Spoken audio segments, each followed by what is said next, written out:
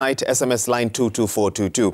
I'm joined by two analysts to help us quickly understand what is behind some of the political activities of the day and of the moment.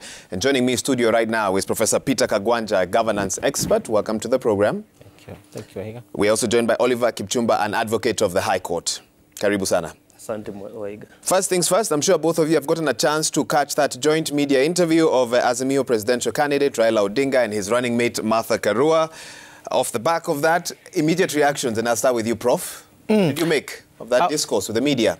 I think they achieved what they went there to achieve, that they are a very homogeneous, seamless card, ideologically, in terms of vision about Kenya, and both are nationalists.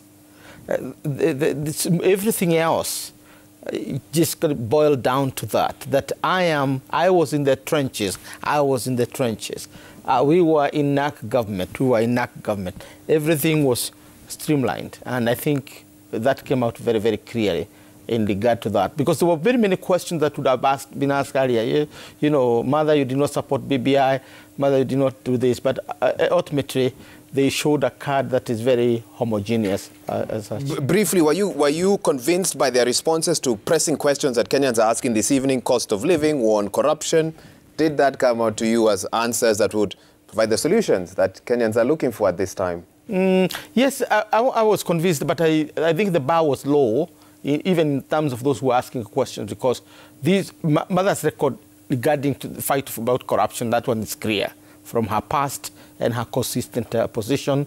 Raila has not been the government in a way that he can fight against corruption. And when he was in it, he stood on that line, including at one point demolishing people's houses that were on the road, the land set aside for roads, which made very many people angry. But in retrospect, we say that was the right thing to do.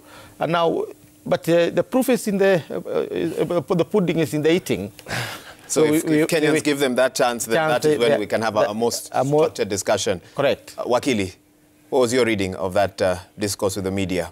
Of course, they achieved having all the media blitz and all that publicity. They achieved that. But as Prof has captured it, the bar in terms of the quality of questions were not to the par of the discussion. You know, when we say not to the billing, because one... Is that what he said? The quality of questions was... No, the part that was said there was a bit... Because look at it this way, Waiga.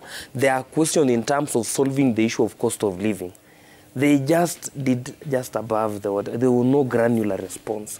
Number two is the issue of fighting corruption. Fighting corruption is an NGO kind of word, but when you are talking about forming a government and you have made corruption your clarion call, we need the granular process that I will do A, B, C, D. That did not come out clearly. There are matters they try to elaborate on, but the two things that really matter to the Kenyans now, the issue of debt. I don't know, it's because Raila and Uhuru Kenyatta in a handshake sort of. Raila doesn't come out clearly when answering the question of how to sort the debt issue. Because he is in the handshake, he's in that space. We've just seen what happened in the Senate. We understand where we are in terms of economy, the cost of living. So when we talk about national debt, we need to get a response which is much deeper, which goes down to the numbers, so that at the end of the day, we are told 55% of all the income we get goes to food. And after that, we are told in every 100 shilling we have, 60 goes to debt repayment. So at the end of the day, any presidential candidate, William Ruto, Wajakoya, Mr. Mwaura, the candidate, and Raila Odinga, must also give us their granular. So when Raila Odinga says that when he got into government in 2002, they found empty coffers, they quickly discovered that procurement officers had 3 companies supplying different commodities to government, costs heavily inflated, and that's one place to start. You're not convinced that that's one of the issues ailing? There is a reason why we build museums in this country, so that we can store the history of the nation there. When you want to look at the future, you must, yes, we go through that history. That's why we wrote our constitution, we do laws because of an historical perspective. But going to the future, we need solutions that will take us ahead. Raila has told us about history so much, and we appreciate. But now, the moment is here where we need to talk about going to the future. Okay. Because if you are to sit down and say, this is what I went to a country, they say they ate a road, I built this with a road, we appreciate that part, and there is nobody who can beat him in terms of narrating history in all the presidential candidates. You have to give it to Raila Odinga. But going to the future, we need somebody who tells us we need to invoke hope for the hopeless Kenyans. The economy is very hard. Look at the prices. We need a presidential candidate who will tell us this and this is what I'll do for agriculture. For the longest time, we have allowed politicians to escape with a lot of words. They say, I'll fight corruption, I'll lower the cost of living. Those are just vocabularies. We want now the nitty-gritties. Go granular. When you say you are lowering the cost of food, how are you planning to do it? How are you planning? What you want to know. And even break it down for us that within the first 100 days, all the people who have been named in a graft, I'll send them home. Within the first 3 years, I'll have reduced the cost of living in this amount. Because all these, we are being told that in the next 10 years, we'll be importing food. We are importing onions. We are importing tomatoes. So at the end of the day, what do the leading presidential candidates ask? Fair enough. Yes. Fair enough. Prof, your response? Well, I think he answered that question well. I am sure Kipchumba didn't... War corruption question. Yeah, he answered well. I'm sure from the answer I'm getting from Kipchumba, he didn't watch that. Because Raila went nitty-gritty about the debt. That one I can tell you for sure. A very nitty-gritty answer to the question about how he's going to deal with the debt. And actually the root cause of the debt. He even went to say, what kind of debts do we have in this country? What are good debts and what are bad debts? Because when you do debt for consumption, that's what he said, you have put yourself in a very bad fix because you cannot repay the debt with ease. Now, he also said in a kind of a debt which is a commercial debt, you have to negotiate with the lenders.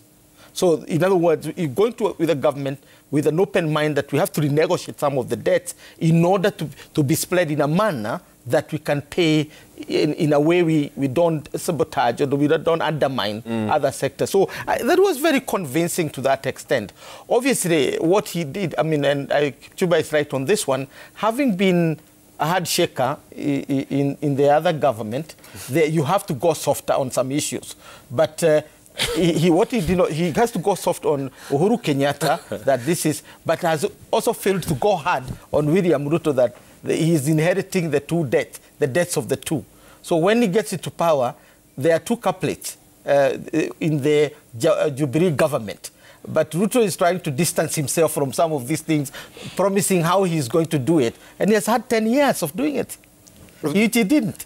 Something the Deputy President candidate for Azimio said that I want you, Oliver, to respond to. She said, that's Martha Karua, if Ruto stands in the podium and says he influences government on the good things, he must also take accountability for its shortcomings. We've talked about politicians saying one thing and the other. What's your response to what Martha had to say on the Deputy President? I think Waiga Mwaura, William Ruto has said more than a dozen times that when I was in office properly, between 2013 and 2017, this is what we did. And I think by saying that, he acknowledges the problems that were part of that government. But between 2018 and where we are today, the person who ought to have answered Martha Karua is Raila Odinga, because the president has said everywhere in every podium that I have received advice from my brother. And I don't know if this advice includes secluding the deputy president. You know, that is a question which journalists ought to have asked Raila Odinga, that when you came to this government, William Ruto was sent back to Karen. We could not be seen here. And even basic things like the budget to the office of the deputy president are no longer provided. So at the end of the day, when we talk about we need an honest conversation, a politically honest conversation, we don't need conversations that we just do to try to sustain some narratives. No, we need a conversation that if we are saying we want to change and reform this country, what have you done when given an opportunity? Raila Odinga has been part and parcel of this. We have seen him walking around with military choppers. I'm confused. What are you confused about? What office does Raila Odinga hold? He's the brother of the president. Ask the president. He normally says my brother. What constitution office does he hold? But he also political, you are a political scientist. To the best of my knowledge, he is in the African Union. He's not in the Republic of Kenya. Why are you confusing us? I'm not confusing anybody. So what constitution office does he hold? For him to be walking around with the president of the Republic of Kenya. Today, fascinating, but we may not have too much time for this. As we look forward, Thursday, Kenya Kwanza manifesto launch. Any expectations on your part, Prof, before I hear from Oliver? I have studied the ideology first, which is basically moving politics from ethnicity to class. And there's a lot of that talking about bottom-up and, you know, all the good things come from above. Nothing comes from the bottom. We bring this down, but that is going to be a major issue. The glory of God comes from above, doesn't it? The sunlight comes from above, but we are going to get a lot of bottom-up. That's your expectations for Thursday? Yes. You sit in the William Ruto campaign team. Any thoughts on a hint of what Kenyans can expect? What Kenyans should expect is this, Waiga Mwaura. Number one, we have not written a manifesto. What we have done, we have gone to the people, the 47, more than 47 actually, they're around 53, because the medical workers and all these other people, youth, people with disability, and women, they come to around 50-something charters. It is what the people have told us that we want to implement. But there are salient features there, which the greater part of it is how to rejig our economy so that it can yield the coming years. So that going to the future, we understand we have a burden in terms of debt. We need to make sure that as we move to the future, we have the debt, we have a burden to make sure that the people who are on the lowest cadre are carried along, because we are carrying a nation of 10 billionaires and 45 million poor beggars. So at the end of the day, that is what we will see there. And the other thing, which we must give it to William Ruto, he has taken political conversations beyond Nairobi. He has taken political conversation beyond the traditional 5 cities, Nairobi, Mombasa, Kisumu, Eldoret, Nyeri, and a few other places. He has gone to the Mama Mboga in the village. So just, if not for any other thing, that document should help, even if as the Mio forms government, yes, it should help them to understand going to the future. And if you attend some of those things, Waiga, you will realize that Kenyans know where we are, where we need to be, and the problem that bedevil us. So at the end of what I expect to see on that 30th is, one, there are good thinkings. There are good thinkings in terms of healthcare. We need to decentralize healthcare completely, starting with KEMSA.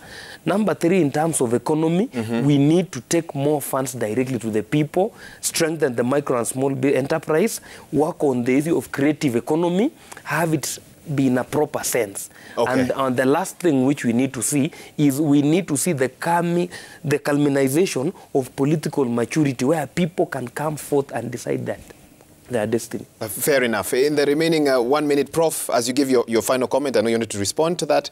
Let me also pick your mind on political zoning, which has become a very